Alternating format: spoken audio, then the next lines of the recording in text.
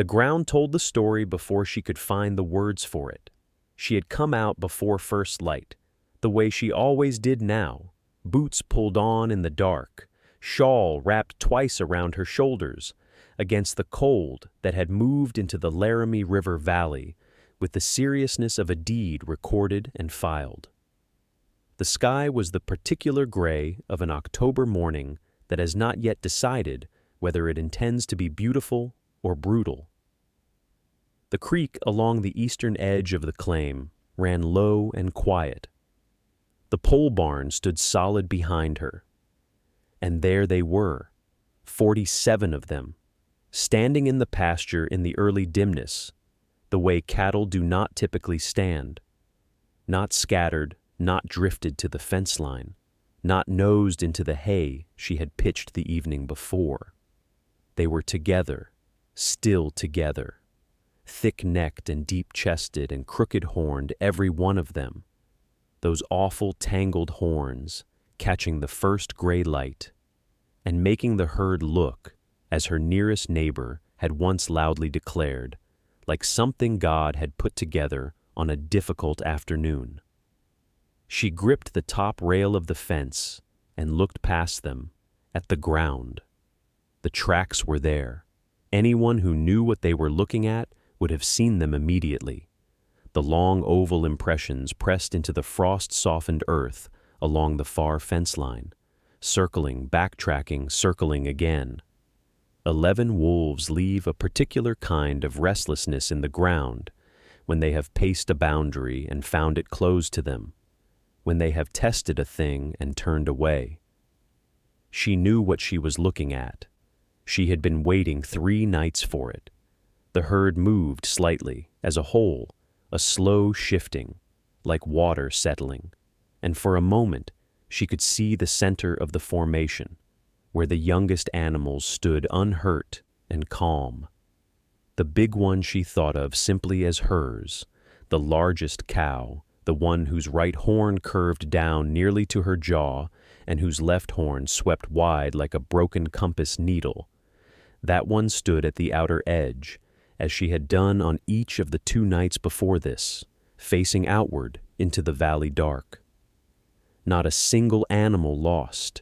Somewhere to the north, she knew, the Pruitt family was waking to a different kind of mourning. Somewhere the Dane brothers were pulling on their boots and already dreading what they would find in their pastures. The valley would be full of grief and noise before midday. But here the ground said, they came, and they found nothing they could break. She let out a breath she had perhaps been holding since August, since Rawlins, since the day she had stood at a drover's sell-off and looked at the last lot of cattle in the yard, the ugly ones, the unwanted ones, and felt something certain and quiet move through her like a current. She had not been wrong. She had not known how right she was. Not yet, but she was beginning to understand it now, standing at the fence in the cold, watching her strange and mocked and magnificent herd hold the morning. 7 weeks earlier. The drover's sell-off at Rawlins had been running since morning, and by early afternoon the yard held nothing but dust and the last lot of cattle that nobody wanted. She had heard them before she saw them, a low, unhurried sound, not the anxious bellowing of frightened stock, but something more patient, more internal, like distant thunder that had decided not to travel any further. When she came around the side of the trading post fence and got her first look, she understood immediately why every other buyer had walked away laughing. 47 cattle, every one of them wrong in the same general way, though each was wrong differently. Horns that swept out and then doubled back. Horns that curled downward and crossed at the tips like locked fingers. One animal with a horn that spiraled nearly full around before stopping, as though it had thought better of finishing. They were big through the chest and thick in the neck, heavier than their longhorn lines suggested, built low and dense, but their heads looked like something a child might draw if a child had never seen a cow and was working only from a description. The other buyers had passed judgment quickly and loudly. The yard boss had a sour, tired look that had been on his face since before noon. Her husband stood beside her. She could feel him doing the arithmetic in his head, the $31, the homestead, the winter coming, and she could feel him wanting to say something careful about it. He was a good man that way. He waited. She did not move for a long time. What she was watching was this. The 47 cattle, unwatched and unpressured, had arranged themselves without instruction into a rough, outward-facing cluster. Not a line, not the scattered drift of ordinary cattle. Something that had its own geometry, its own logic, the animals at the edge standing slightly forward of those behind them, heads out, horns presenting in every direction. She didn't have a word for it yet. She only had the feeling of it, a shape that meant something, a habit that had purpose in it, even if the purpose was invisible here in this dusty Rawlins yard on a warm August afternoon. She thought about the winter. She thought about the wolves the Pruitt hands had been talking about all summer, moving south out of the high country. She thought about the $31. Then she stopped thinking and turned to find the yard boss. Her husband did not argue. He did not fully understand, and she knew that. She could see the honest uncertainty in his face when he counted out the money, and she could see the effort he was making to trust what she had seen and could not yet explain. That effort was its own kind of love, she thought, the kind that cost something. They took the cattle out of Rawlins that evening under a sky going orange and violet over the Laramie Plain. The town watched them go. Somebody laughed. More than one somebody. She kept her eyes on the road ahead. The road back to the Laramie River Valley was 14 miles of rutted track, and word travels faster than cattle. They had not gone 3 miles before they met the first wagon coming the other direction, a hay merchant from the eastern claims, a man with a wide red face who slowed his team to look at the 47 crooked-horned animals moving in a loose column behind the buckboard. He said nothing at first, then he said everything at once, which was the frontier way when a man found something worth talking about later. "Those yours?" he called out. She answered that they were. He studied them a moment longer with the concentrated interest of a man who is building a story in his head. "Well," he said, and clicked his tongue at his horses and moved on. That was the kindest of it. 2 miles further, near the cottonwoods at the creek crossing, they passed a pair of the Dane brothers' hands, pushing a small remuda west. The hands pulled up short. One of them, the younger, loose-limbed one, who was always at the edge of whatever gathering was happening, leaned forward in his saddle and put his forearms on the pommel like a man settling in for entertainment. "August Calloway," he said, "what in creation have you got there?" Her husband kept his eyes forward. The muscle in his jaw moved. "Cattle," he said. "Well, I can see they're cattle," the hand said. His partner was already grinning. "I mean, what did you pay for those, $1 for the lot? Free if you promise to take 'em off somebody's grief." They laughed. The sound followed the buckboard like dust. She did not look back. She was watching the herd. That was the thing she kept returning to, even as the laughter faded behind them. The 47 were not hurrying. They were not scattered or spooked by the strange road and the passing horses. They moved in a way she could only call purposeful, though she knew that was a strange word to hang on an animal just walking. They stayed close, not bunched the way frightened cattle bunch, not pressed together in blind panic with their heads ducked, but close in the way that suggested awareness of one another. a collective sense of where the edges of the group were. At the Pruitt fence line, the worst of it came. 3 men standing at the gate. One of the Pruitt sons and 2 hands she recognized from the summer cattle drives watched the herd approach with their arms crossed and their hats tilted at angles that said they had already made up their minds. "That's them, isn't it?" one of the hands said, not asking. "The Rawlins Uglies." Pruitt's son looked at her husband with something between pity and amusement. "August," he said, not unkindly, which made it worse somehow. "Whoever sold you that lot saw you coming from a mile off. Those animals aren't worth the feed." Her husband's jaw was a hard line. She placed her hand on the buckboard rail and kept her eyes on the herd and waited for the words to be finished, so the road could continue. She didn't answer the Pruitt son. There wasn't anything to answer that the road couldn't answer better, and so she kept her hand on the buckboard rail and her eyes forward. And after a moment, the herd moved past the gate, and the men's commentary fell behind them like dust. That evening, she stood at the pasture fence alone. Her husband was at the barn, mending a hinge that had given way on the smaller gate, and the light was going copper and long across the 12 acres, and she had the herd to herself. She had brought the small ledger book, a thing she'd kept since girlhood for recording whatever seemed worth recording. Pressed flowers once, then household accounts. Now this, and she set it open on the top fence rail with a stub of pencil, and she simply watched. The cows were settling. That was the first thing to write down. Settle fast, not nervous country. The second thing she noticed was harder to put into words, and she stood a long time before she found them. When 2 cows drew near each other, drawn by nothing she could see, no sound, no shadow, they didn't merely touch. They oriented. One would come alongside the other with a particular deliberateness.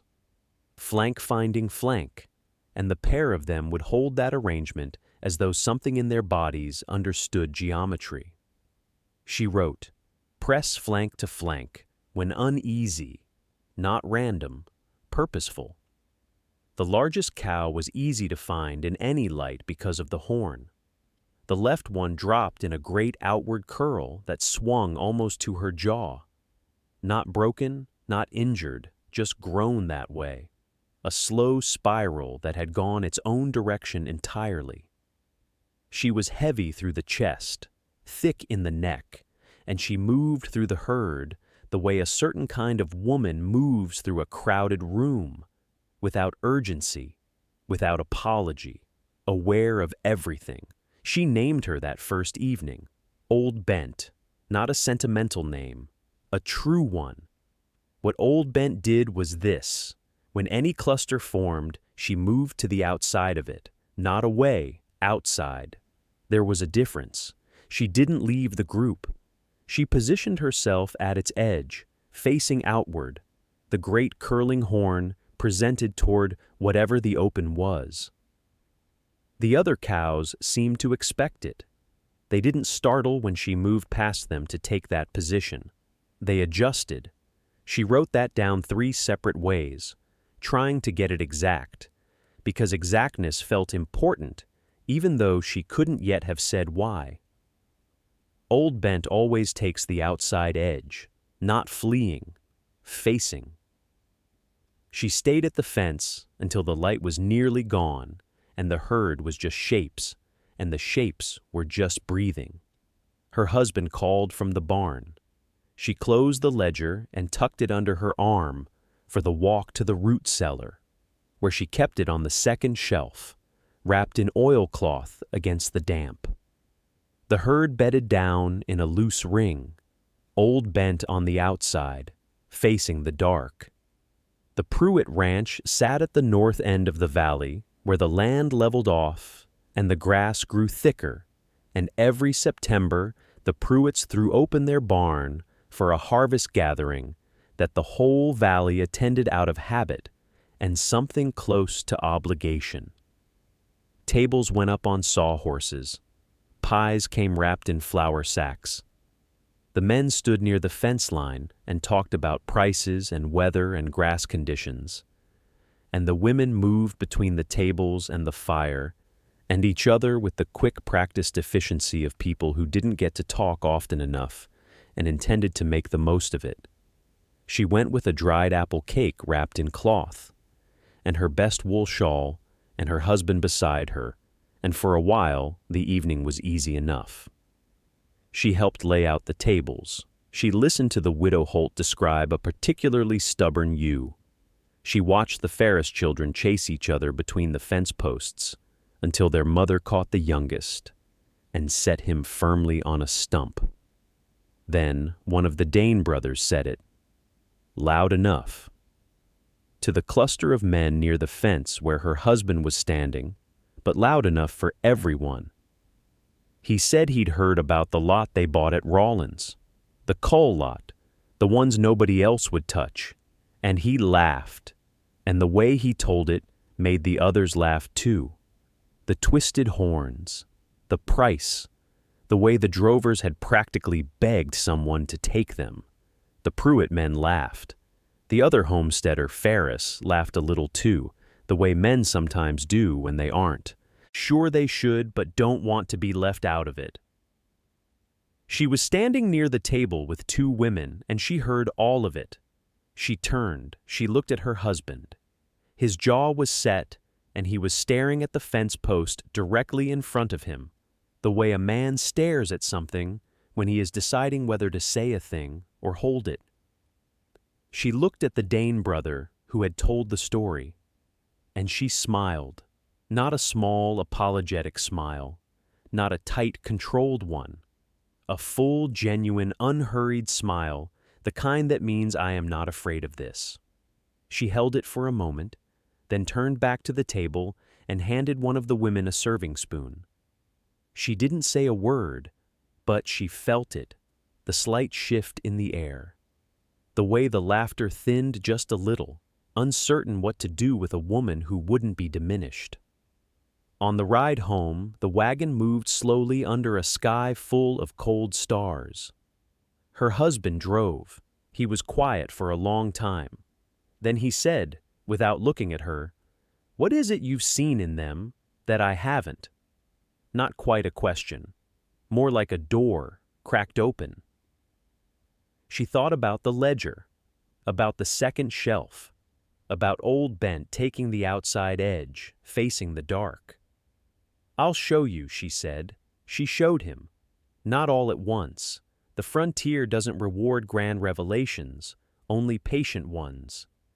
Each evening that week she brought him to the fence rail at dusk, and each evening she pointed without speaking, and each evening he watched a little longer before he nodded. By the fourth night, he was the one arriving first, leaning on the top rail with his arms folded, waiting for the herd to settle into its loose, nightly arrangement. By the fifth night, he was the one who said, quietly, "There she goes," when old Bent eased herself to the outer edge and stood facing the creek bottom with her great crooked head turned into the wind. He was learning to see. October came in cold and sideways, the way it does in the Laramie Valley, not gradually, but all at once, as if summer had simply grown tired of the argument. The grass went gray overnight. The creek ran darker. The sky pulled down low and stayed there, and the morning smelled of iron and old leaves. It was the widow Holt who first brought the news. She came up the road in her small buckboard on a Tuesday, her face drawn tighter than usual, and she stopped at every homestead she passed. 2 sheep, she said, taken clean in the night, no warning from the dog, no noise, just gone, and the tracks in the soft mud along her fence line were unmistakable. Large, many, moving together. Wolves, a full pack by the look of it, come down from the high drainages above the river, where they had been ranging all summer, pushed lower now by the cold and the thinning of game. By evening, the news had traveled the valley like smoke. The Pruitt Ranch sent a man riding to check their outer pastures. The Dane brothers doubled their evening rounds and talked loudly about what they'd do when the pack came close enough. The Ferris family brought their 2 horses into the barn and latched every door. There was a kind of jittery energy moving through the settlement. Not quite panic, but the thing that comes just before panic, when everyone is still pretending to be calm. She moved quietly, no announcement, no explanation to anyone passing on the road. She simply began the work she had already decided to do. The fence got 3 extra poles along the northern run, lashed tight with wet rawhide that would shrink hard as iron when it dried. The corner posts she braced with stone, wedging flat rocks down around the bases until they wouldn't shift under pressure. She worked the morning hours before the cold stiffened her fingers, methodical and unhurried, and each afternoon she walked the herd herself. Not driving them, never driving them, just moving among them until they gathered and followed her in toward the field closest to the barn. The neighbors who passed on the road and saw her doing it assumed she was frightened, timid, the kind of woman who worries too much. She let them think so. Old Bent came last each evening, always last, always pausing at the gate to look back toward the dark tree line before she walked through. The first night it happened, she didn't know it had happened at all. She woke to nothing, no sound, no movement, only the particular stillness that sometimes follows something loud. She lay in the dark, listening, and the dark gave her nothing back. She rose anyway, pulled on her coat, and stood at the sod house door looking east toward the pole barn. The herd was a dark mass near the fence, unmoving, quiet. She went back to bed and told herself it was nothing. By morning, word had come up the road from the Dane brothers' place. The man who brought it, a hired hand the brothers kept on past harvest, stopped his horse at the edge of their claim and called out, and her husband went to hear it. She watched from the garden, still holding the hoe she'd been using to mound the last of the turnips. She watched her husband's face as the hired hand talked. She saw the moment the words landed. 30 head scattered across the flats before first light. The wolves had come out of the tree line in a group, fast and coordinated, and the Dane herd, good solid cattle, well-fed, strong, had simply come apart. Broke through the fence on the eastern side and ran. Some had gone north toward the ridge. Some had gone across the creek. The brothers had ridden out in the dark and ridden through all of the following day. And when the counting was finally done, 7 animals were simply gone. Not found, not coming back. 7. The hired hand rode on toward the Pruitt place to carry the news. Her husband stood in the yard a long time after he'd gone. That evening, after supper, after the lamp was turned low, he asked her quietly if they ought to sell. Get whatever they could while there was still something to get. The pack would work through the valley now. Everyone knew that, and their pasture was not far from the tree line. Their fence was better than it had been, yes, but it was still just poles and wire and rawhide lashing. She was quiet for a moment, not because she didn't know her answer, but because she understood what the question cost him to ask, the weight of $31, of everything they had given for those 47 ugly animals sitting right there in the silence between them. She said, "Trust me one more time." He looked at her across the table. He was not a man who required much persuading when it came to her judgment. She knew that about him, had known it since before they'd married. But she also knew that the knowing and the doing were 2 different things, when the wolves were real and the losses were real, and the cold was already coming down off the ridge every night now, like a slow hand pressing the valley flat. He nodded once. She went outside to walk the herd in, and old Bent was already standing at the gate, waiting, her crooked horns catching the last thin light. She did not sleep that night, nor the next. The temperature dropped on the 5th of October, and by the 8th, the creek along the eastern edge had a thin skin of ice each morning that didn't fully melt until noon. The nights were long now and genuinely cold, the kind of cold that settled into the sod walls and stayed, and she would lie in the dark, listening, not to the herd exactly, but to the quality of the silence around it. A herd at rest has its own sound. She had learned that over the weeks since August, a soft, shifting and breathing that was almost like the land itself exhaling. She had come to know the difference between that sound and another kind of quiet, the held breath stillness that meant something had changed at the edge of the pasture. It came on a Thursday night, the second week of October. She was already in the barn before she'd fully decided to go, had woken to that particular silence and been on her feet, and into her coat, and out the door almost in one motion, as if her body had made the calculation before her mind caught up. She eased the barn door open just wide enough to stand behind it and look out toward the pasture. The moon was better than half full, enough light. She saw the tree line first, or rather, she saw the movement at it. Shapes that were shadows until they weren't. 3 of them visible, then a 4th, slipping along the fence line in that low, deliberate way, testing without committing. Then she looked at the herd. It was already happening. She had theorized it. She had turned it over in her mind on 100 quiet evenings, watching how the crooked horns interlocked when 2 cows pressed side by side. She had believed it, but believing a thing and seeing it were still 2 separate countries.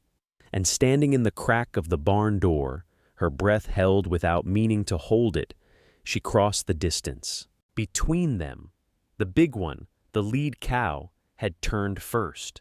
Just turned, squarely to face the tree line, massive and unhurried, the way a door closes on a cold room.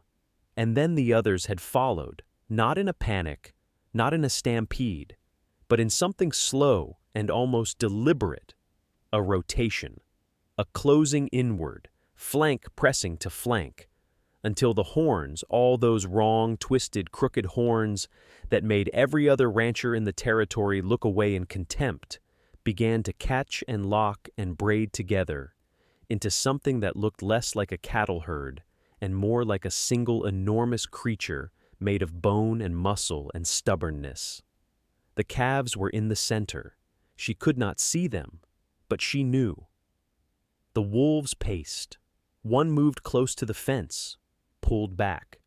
Another quartered along the southern edge, looking. There was no opening. She pressed her hand flat against the cold wood of the barn door and did not move, and did not breathe, and watched. They came back the second night. She had known they would, not the way a person knows a fact, but the way a body knows weather, in the chest, in the hands, that wouldn't quite settle, in the way she kept finding reasons to stay near the barn window after supper instead of sitting by the lamp. He had known too, though he hadn't said so. He had simply pulled on his coat when she pulled on hers, and walked out into the dark alongside her without a word exchanged between them. And that had been enough. The frost had come in harder. The grass was white with it. The fence posts rhymed. The mud along the creek edge gone stiff and strange underfoot. The moon was almost full, hanging low and clear over the ridgeline to the west, and it threw everything into that particular silver that belonged only to October on the high plains. Not soft, not warm, but honest. The way cold light is always honest, You could see across the whole 12 acres, as though the night had been opened up for the purpose. The herd had already moved. She didn't know how they sensed it before the wolves appeared at the tree line. Perhaps they had always been sensing things in a register that human attention couldn't quite catch. But by the time the first shadow slipped from the darkness of the pines, the cows were already turning. Already closing. The slow, deliberate rotation she had watched the night before was happening again, unhurried, almost ceremonial, and she felt something loosen in her chest at the sight of it. Not relief, something older than relief. Recognition, maybe. They stood together in the cold dark of the barn's doorframe, shoulders touching. The wolves worked the perimeter in silence, spreading out, testing, the way they always tested, looking for the animal that breaks, the gap that opens, the moment of fear that becomes an invitation. The gap did not come. The formation held through the first hour, and through the second and into the third, the frost thickening on every surface, the moonlight sliding west. The calves were in the center, the crooked horns caught and held in the dark, a woven wall that had no seam for a wolf to find. Somewhere near the second hour, he reached for her hand. He didn't say anything. His fingers closed around hers and stayed there, and she let them, and the two of them kept watching. She didn't need to look at his face. She understood what the gesture meant, in the same way she understood everything about this place by staying still long enough to let it become clear. He had finally seen it.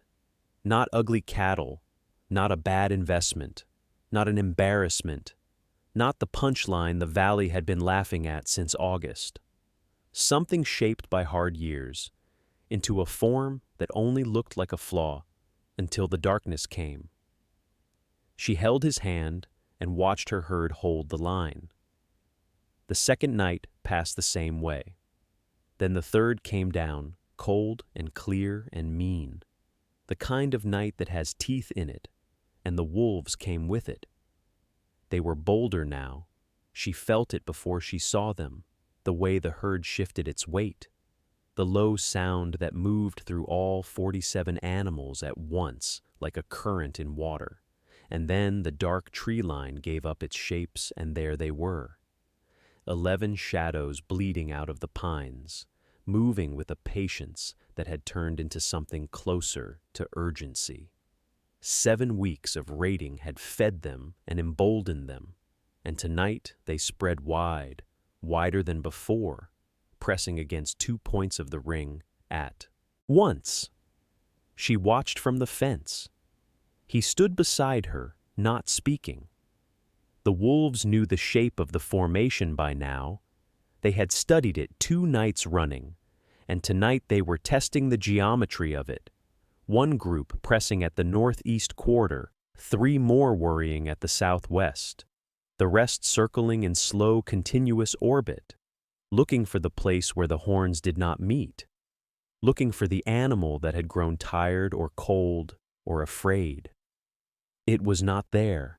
The big cow, old bent, held the center of the northeast arc, her head dropped low, her horns a dark crossed weight that no wolf could find a way around. The others pressed in on either side of her, their shoulders touching, their breath rising in plumes, the twisted tangle of their heads a wall that the moonlight itself could barely pass through. When a wolf made its feint, close, fast, sudden, the nearest animals did not retreat. They stepped in. The horn rose and crossed tighter. The gap that the wolf had expected was not there, and the wolf pulled back and circled and tried again at the other point and found the same answer. The third hour passed. The frost deepened. The stars moved their slow, reliable arc overhead, the same stars they always were, indifferent and steadying both. Somewhere in the 4th hour, the circling slowed. Then it stopped. By first light, they were gone. She knew before the sun cleared the ridge. The herd sound had changed, that current of low tension releasing itself slowly, like a rope unknotted after long use. The animals were still standing together, still close, but the weight had gone out of their posture. The pasture was quiet in the way that means a thing is finished.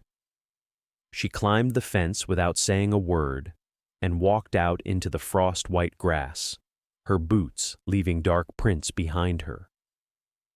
Old Bent stood at the edge of the formation, her great neck low, her breathing slow and even.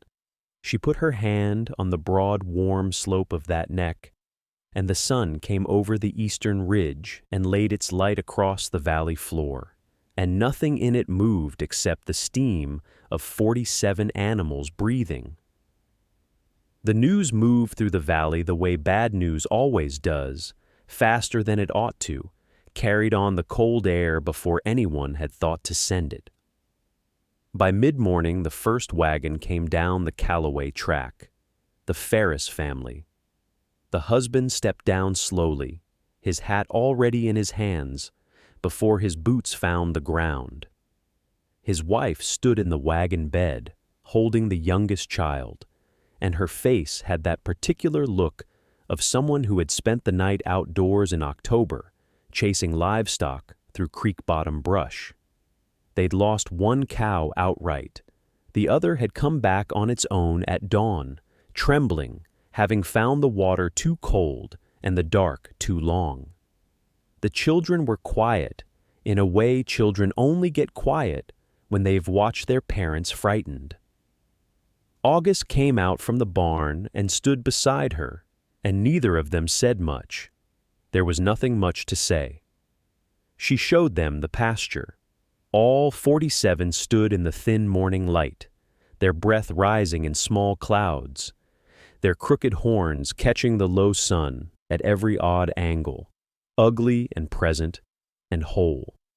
The Ferris wife said, low and plain, not one lost. It wasn't a question. By noon the Dane brothers had ridden over, their horses tired, mud-caked to the fetlocks. They had spent the night pulling their cattle out of a stand of scrub cottonwood 2 miles from their home pasture, the animals having bolted clean through a fence at the first sound of the pack.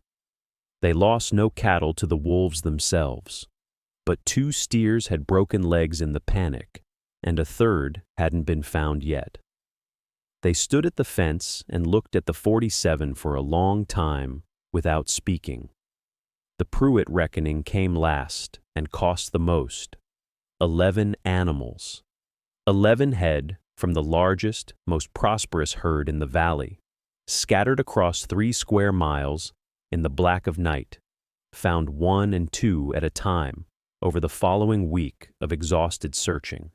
Some of them found not at all. The elder Pruitt had not sent word ahead. He simply appeared at the gate in the late afternoon, alone, his good coat on despite the work it implied, his hat held in both hands, the way a man holds something he is trying not to drop. He looked at the herd, he looked at her, he looked at August, and then back at her, because even he understood by now where the knowing had lived. He said, "I owe you an apology, Mrs. Calloway, and I expect I am not the only one." The cold air lay between them, still and honest. Behind her, Old Bent shifted her weight, and the crooked horns of 47 cattle caught the last light of the afternoon. Every angle wrong, every one of them standing. She accepted the apology simply, the way a person accepts rain, not with ceremony, just an acknowledgement that it has come, and that the ground needed it. In the days that followed, she opened the small ledger, not to show what she had known, but to share what she had learned. Every family who came to the gate, and they all came, eventually, left with something written in their own hand, copied from her pages. The angle of the big one's shoulder when she sensed a change in wind. The way the herd compressed, not in fear, but in readiness. horns tilting outward like a wheel of bone, turning slowly to face the world. The difference between a cow that flees and a cow that holds. She explained what she had seen at Rawlins before she had even bought them, that stillness in the lot, that quality of watching rather than shying. She explained the 7 weeks of mornings at the fence, the slow work of being present until they no longer marked her as a disturbance. She explained Old Bent and why the big one mattered, and how a herd follows its anchor. She took no pride in it beyond the quiet warmth of being useful. That was enough. It had always been enough. The Dane brothers asked for calves come spring. So did the Ferris family, who had young children and a small pasture, and needed something that would hold rather than scatter. So, after a long pause and a second visit, did the Pruitts, not the elder, but his son, who had done the searching across 3 square miles and found the lesson written plainly in frozen ground. The widow asked for something different. She appeared one gray morning with her hands folded and said she did not want calves. She wanted to understand what she had never been taught to see. She wanted to know how to read what an animal was telling her. They stood together at the fence for 2 hours that first morning, and then again the morning after, and the one after that. On the last evening of October, she stood at the pasture fence alone. The light was going the way it only goes in autumn, slowly, generously, as though it knows it is leaving and means to do it well. The 47 moved across the far end of the pasture in their unhurried way, the crooked horns catching the last of the gold, every angle still wrong, every one of them still standing. Behind her, smoke rose from the sod house chimney. Somewhere down the valley, a door closed against the coming cold. She had not planned to feel this. She had planned only to work, to watch, to hold. But the valley lay around her claim on all sides now, not as something to survive, but as something that knew her name. She stayed at the fence until the light was gone,